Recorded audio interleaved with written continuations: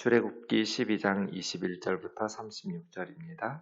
모세가 이스라엘 모든 장로를 불러서 그들에게 이르되 너희는 나가서 너희의 가족대로 어린 양을 택하여 유월절 양으로 잡고 우슬초 묶음을 가져다가 그릇에 담은 피에 적셔서 그 피를 문 지방과 좌우 설주에 뿌리고 아침까지 한 사람도 자기 집 문 밖에 나가지 말라.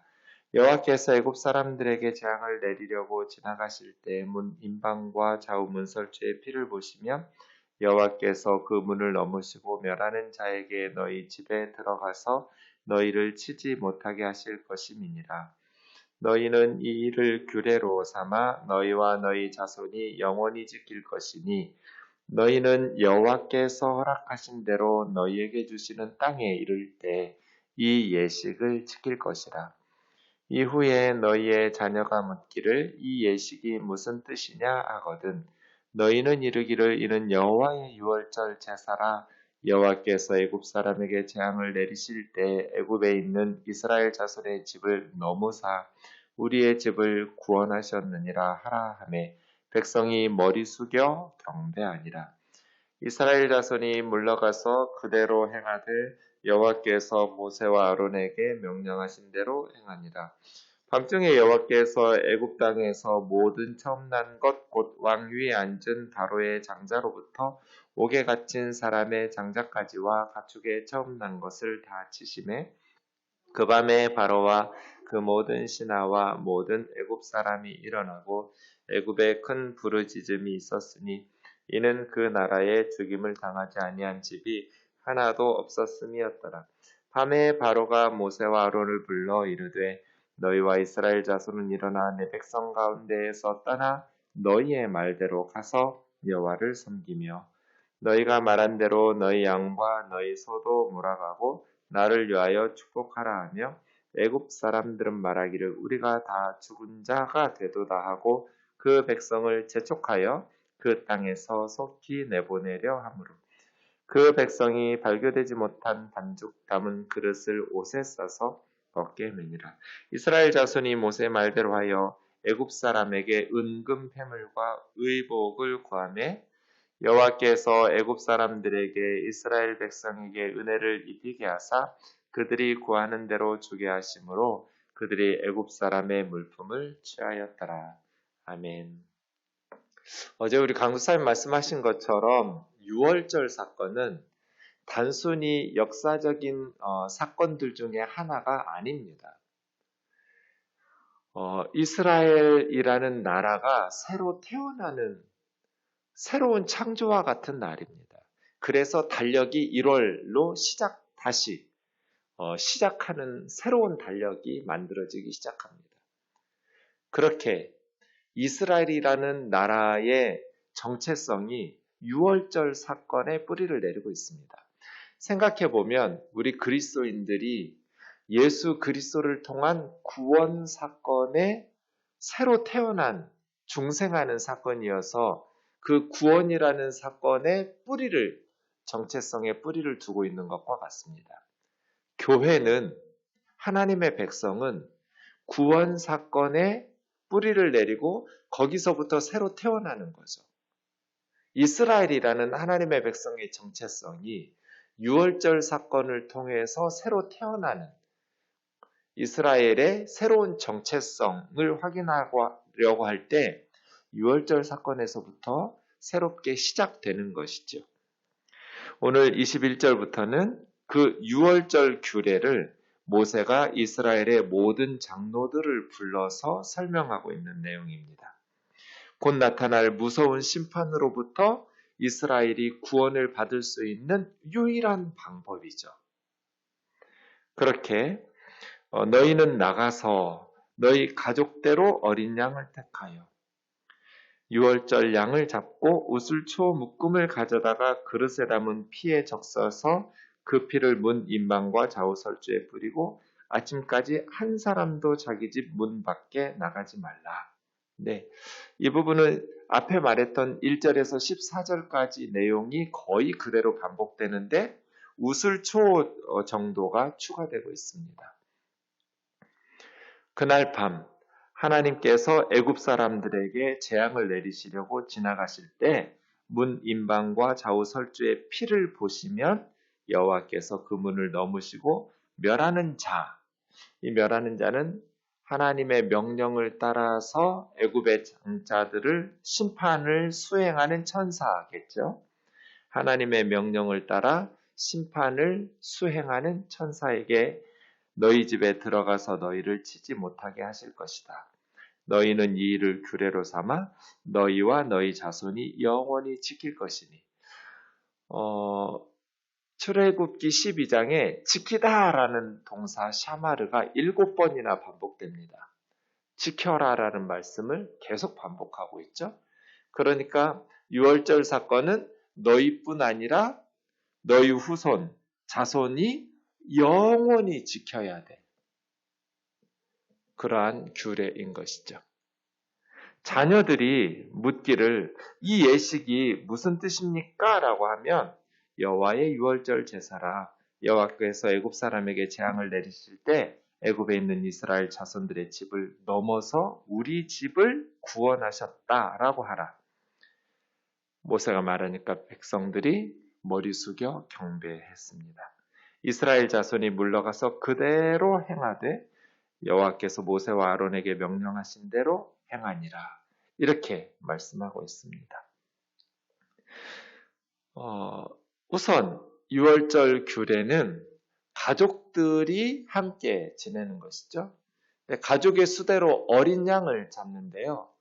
어제 강사님 말씀하신 것처럼 나중에 신명기에 보면 중앙 성소에 모여서 이렇게 소를 잡기도 해요. 근데 이때는 가족별로 아직 출애굽 전이니까요. 가족별로 모이니까 큰 소를 잡거나 그렇지는 않죠. 어린 양이면 가족이 충분하겠죠. 그럼에도 불구하고 가족 수 인원이 작으면 옆집 이웃과 함께 한 마리를 잡으면 돼요. 이게 좀 숫자가 다르긴 한데요. 요세푸스나 탈군 같으면 10명당 한 마리 이렇게 말하고요.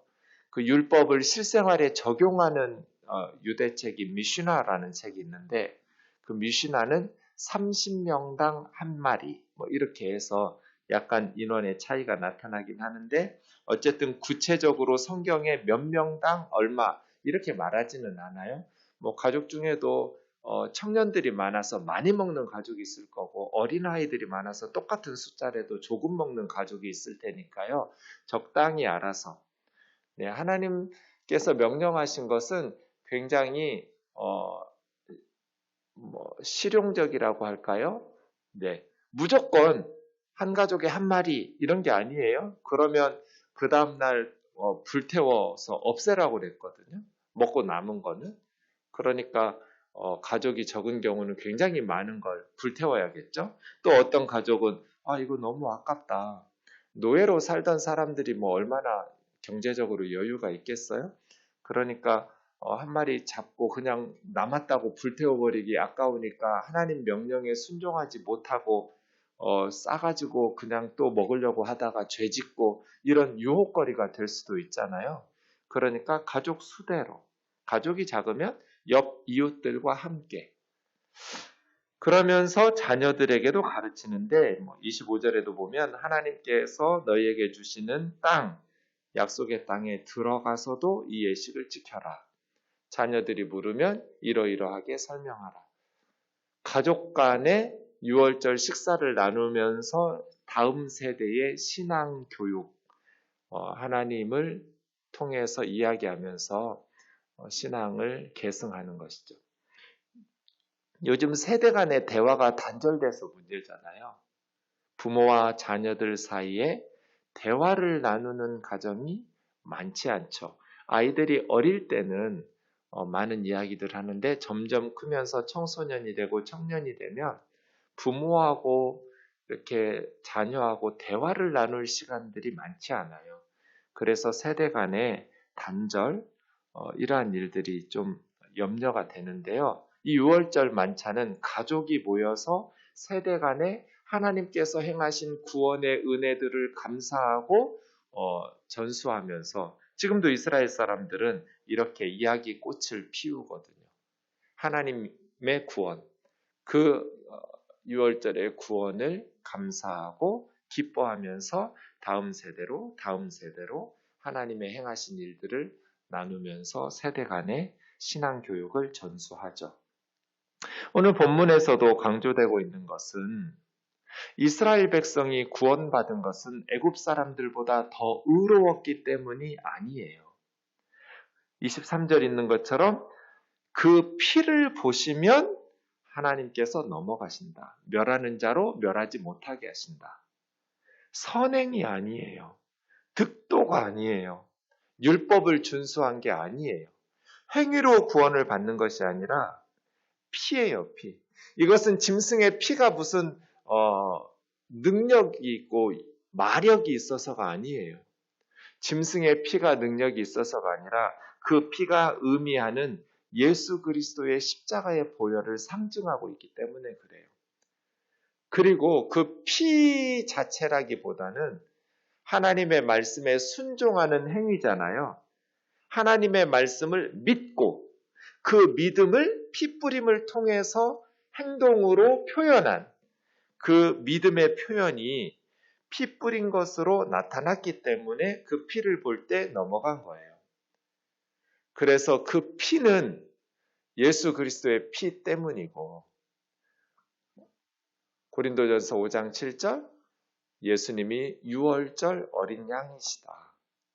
예수님께서 유월절 어린 양이기 때문에 나중에 이제 다음에 보겠지만 어린 양의 그 뼈도 하나 꺾어서는 안 되거든요. 왜 유월절 양의 뼈를 꺾지 말라고 하셨는지 잘 이해하기는 어려워요. 유월절 양 잡을 때 그 뼈 꺾어가면서 각 뜨고 그런 식으로 잡을 거잖아요. 뭐 뼈를 꺾는다고 해서 특별히 양이 부정해지거나 더럽혀지는 것도 아닐 텐데 말이에요. 어차피 양 잡아서 먹을 거. 그런데 이게 이제 1500년 후에 정확하게 예수님에게서 성취되잖아요. 십자가상에서. 좌우에 강도들은 무릎을 쳐서 뼈를 꺾죠. 그래야 빨리 질식사하니까요. 그런데 예수님은 이미 죽은 것을 확인하고 무릎을 방망이로 쳐서 꺾지 않죠. 유월절 어린 양의 뼈는 꺾으면 안 돼요. 하나도.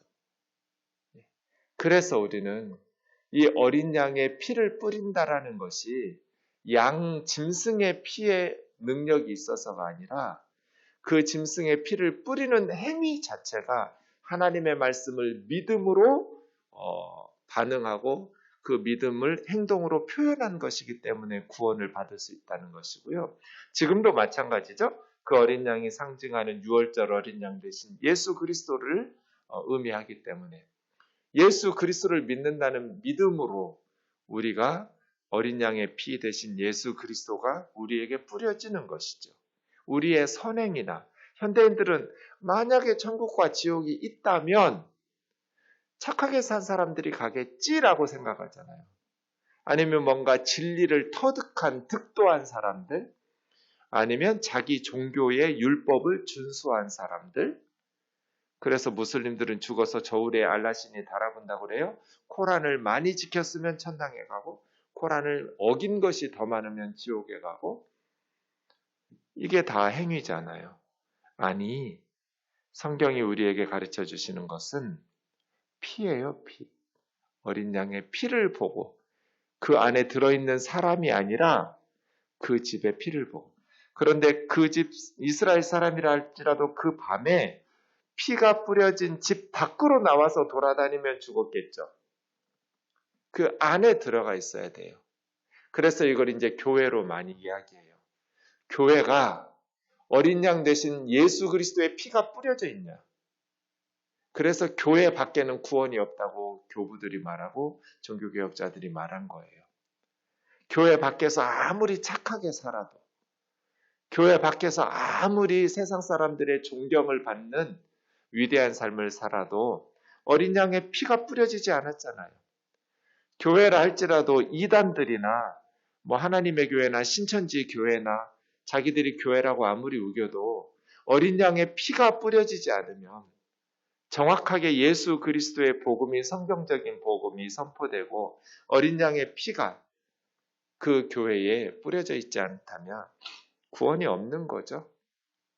그러니까 그 밤에 구원을 받을 수 있는 유일한 방법은 피 뿌려진 집 안에 있는 거. 29절부터 보시면 이제 10번째 재앙은 비교적 심플하게 서술하고 있습니다. 더 이상 강팍한 바로가 버틸 수가 없었죠. 밤중에. 원문에 보면 그리고 드디어 그 밤중이 되었다. 이렇게 시작합니다. 드디어 그 밤중이 되었습니다. 여호와께서 애굽 땅의 모든 처음 난 것 곧 왕 위에 앉은 바로의 장자. 신으로 숭배받았던 절대 권력자였죠. 바로의 장자로부터 감옥에 갇힌 사람의 장자까지. 이 감옥이라는 단어는 웅덩이거든요. 보르라고 해서 땅속에 판 토굴 감옥이게 되겠어요.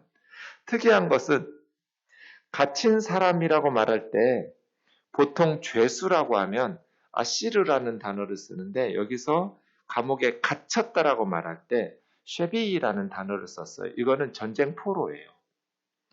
그러니까 일반적인 애굽의 죄수들이라기보다는 전쟁에서 포로로 끌려와 지하 토굴 감옥에 가두었던 외국인 포로까지도 장자들은 다 죽었다. 그리고 가축에 처음 난 것은 다 치셨다. 이건 엄청난 경제적인 타격과 더불어서 가축들을 신격화했기 때문에 애굽의 신들이 초토화된 거죠. 드디어 그 밤이 되었습니다. 하나님의 시간이 되면 지체 없이 심판이 진행될 겁니다. 슬기로운 다섯 처녀처럼 하나님의 심판에 대해서 기름을 준비하고 있어야지 어리석은 다섯 처녀처럼 준비되고 있지 않다가 나 너무 바쁘니까 나중에 믿을게. 나 지금 너무 분주해. 정신이 없어. 나중에 미룰게. 미룰 것이 따로 있죠. 하나님의 심판을 두고 영원한 생명과 죽음을 두고 미루는 것은 어리석은 다섯 처녀와 같이 하나님의 혼인잔치에 참여하지 못하게 되겠죠. 하나님의 시간이 되면 드디어 그 밤중이 되었습니다. 즉각적으로 하나님의 심판은 지체 없이 진행되겠죠.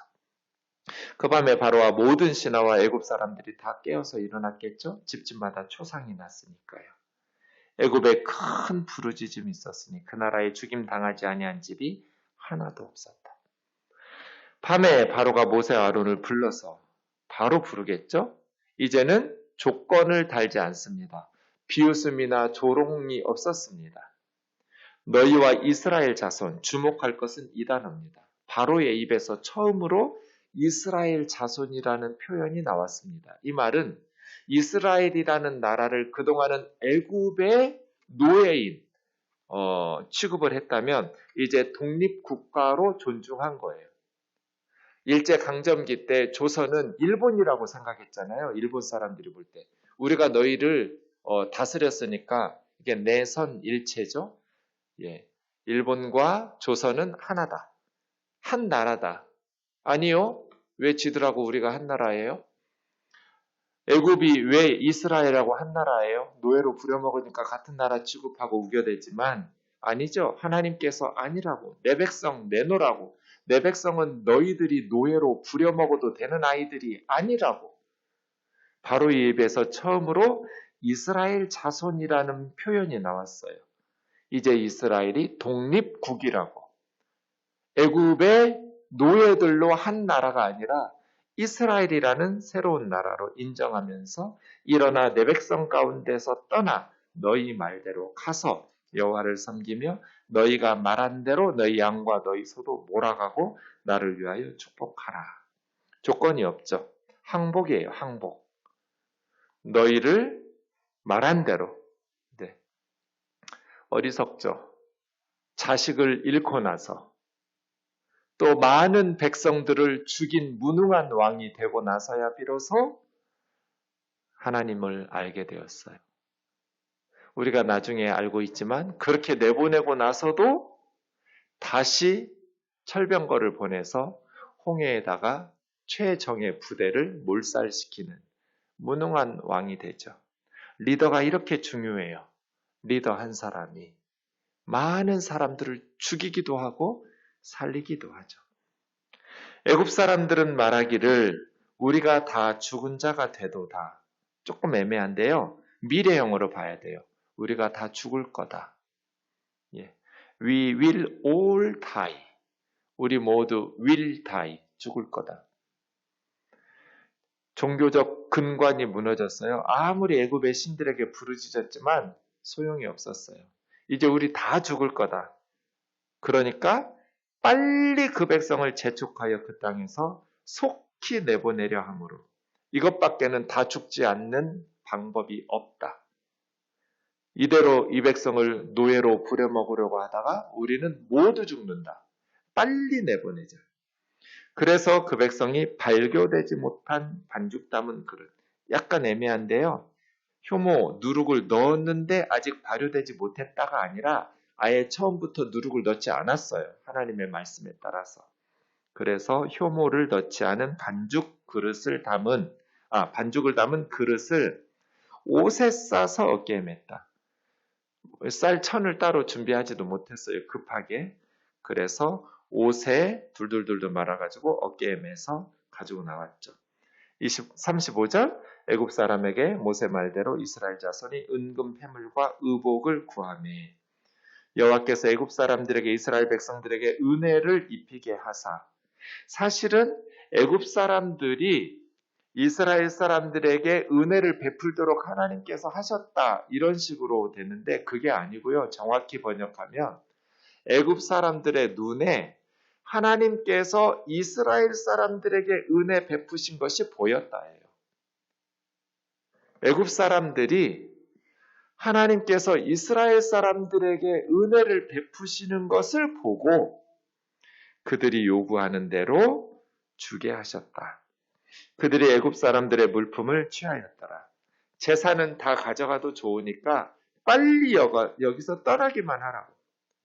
너희가 계속 여기 있으면 너의 하나님 여호와께서 우리들을 다 죽일 것 같은 두려움, 공포에 빠진 것이죠. 주일에 말씀드린 것처럼 노예들이 쫓겨나듯이 도망 나오듯이 나온 게 아니라 승리한 국가 백성이 전리품을 취하고 나오듯이 그동안 노예로 품삯도 제대로 받지 못하고 수없이 죽임당하고 채찍에 맞으면서 학대받았던 이들이 정정당당하게 그들의 품삯을 요구하면서 승리한 하나님의 백성으로서의 당당함을 가지고 애굽에서 나오게 된 것이죠. 내보내 달라니까 더 지푸라기를 주지 않으면서 똑같은 벽돌 객수를 구워내라고 그걸 구워내지 못하니까 폭행하고 학대했던 바로와 애굽 사람들이 이제 이스라엘을 속히 내보내려고 재촉하면서 빨리 떠나라고 은금 패물과 의복을 다 주어가면서 쫓아내고 있는 모습을 봅니다. 왜요? 자기들이 죽을 것 같았기 때문입니다. 하나님을 이때 알게 된 것이죠. 노예들의 신, 민족신이 아니라 애굽의 모든 신들을 무기력하게 초토화시켜가면서 상천하지의 유일하신 하나님이구나라는 것을 비로소 알았기 때문이에요. 세상은 절대로 하나님의 뜻을 꺾을 수 없어요. 하나님의 백성은 절대로 세상 사람들이 함부로 부려먹을 수가 없어요. 하나님의 뜻이 아니면 개 한 마리도 혀를 움직이지 않을 만큼 하나님의 백성들은 하나님께서 돌보시고 지키시죠. 하나님의 뜻을 가로막고 버틸수록 손해예요. 그래서예요. 하나님께서 우리에게 은혜 베푸실 때 나중으로 미루지 말고 예수 그리스도를 영접하고 회개하고 주를 믿음으로써 이렇게 놀랍게 하나님께서 구원하시는 은혜들을 누릴 수 있기를 원합니다. 교회가 외쳐야 될 메시지는 6월절 어린 양, 곧 예수 그리스도께서 우리를 위해서 희생당하셨다는 메시지입니다. 누구든지 그 피를 믿음으로 영접하고 뿌려지면 그는 예수 그리스도의 십자가의 은혜를 힘입어서 구원을 받는 것이지 인간의 선행이나 득도나 인간의 율법 준수 때문이 아니라고. 이것을 우리뿐 아니라 우리 자녀들에게 대대로 영원히 가르치고 전수하고 지키도록 해야 되는 줄 믿습니다. 이스라엘 사람들뿐 아닙니다. 내일 살펴보겠지만 6월절은 이방인들도 할례만 받으면 누구든지 참여할 수 있었습니다. 이스라엘은 혈연 공동체가 아니에요. 할례를 받은 신앙 공동체예요. 애굽 사람들도 수많은 잡족들이 함께 나왔거든요. 출애굽할 때. 누구든지 할례 받고 자신들의 우상을 버리고 하나님을 믿기로 결단하기만 하면 누구든지 이 세상의 모든 사람들에게 활짝 열려있는 개방형 공동체가 이스라엘이에요. 하나님의 백성이에요. 혈연적으로 폐쇄적인 공동체가 아니라 누구라도 할례 받으면 참여가 가능한 6월절의 하나님의 잔치. 오늘 말씀 중에 저는 제일 가슴 와닿는 게 27절이에요. 자녀들에게 대답을 이렇게 하라는 거예요. 우리의 집을 구원하셨느니라. 우리의 집을 구원하셨느니라. 이게 얼마나 감동적이겠어요. 아버지 이런 거 다 뭐예요? 6월절에 대해서 물을 때 우리 집을 하나님이 구원하셨다. 우리 아이들에게 영원히 가르쳐야 돼. 전수해야 돼. 예수님께서 우리 집을 구원하시려고 십자가의 죽임을 당하셨다. 기도하겠습니다. 사랑하는 하나님 아버지, 우리가 세상 사람들보다 더 착하거나 의롭지 못합니다. 세상에는 우리보다 의롭고 용기 있게 선을 행하는 사람들이 정말 많습니다. 그럼에도 불구하고 우리가 하나님의 심판대 앞에 담대히 나아갈 수 있는 것은 우리의 선행이나 우리의 믿음이나 거룩함이 아니라 예수 그리스도의 십자가의 보혈입니다. 우리 죄를 위해서 하나님의 저주와 심판을 대신 받아 죽임당한 어린 양 예수님께서 우리를 위하여 죽으신 것을 우리 아이들에게 신앙으로 전수하고 계승시켜서 우리와 우리 자손들이 영원히 주님 다시 오시는 그날까지 지켜 하나님 나라 백성으로 살아갈 수 있도록 인도하여 주옵소서. 우리 우면동 교회에 다른 메시지가 전파되지 말게 하시고 오직 예수 그리스도의 십자가의 복음이 전파되게 하시고 예수 그리스도의 피뿌림이 있는 어린 양 되신 예수 그리스도께 감사하고 거기서부터 새로 태어나고 거기서부터 새로 출발하는 구원의 기쁨과 감격과 감사가 넘치는 교회 되게 하여 주시옵소서. 예수님의 거룩하신 이름으로 기도하옵나이다. 아멘.